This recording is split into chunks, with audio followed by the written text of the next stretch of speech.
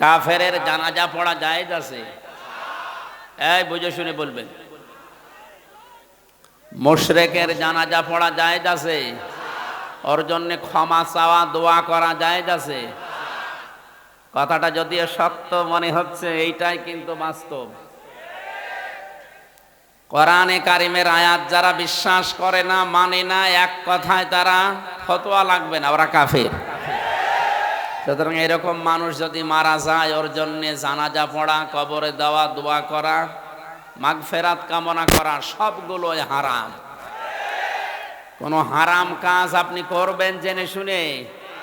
সামনে যদি এরকম একটা কিছু দেখাতে পারেন যে প্রকাশ্য যারা কুফরি করছে কোরআনের সাথে, এ মানুষগুলোর আর জানাজা মুসলমানদের কবরে দেওয়া হবে না, এদের জন্য 50 না 50,000 গরু জবাই করলেও সব জলে যাবে। দেখবেন এমনি টাইট হয়ে যাবে।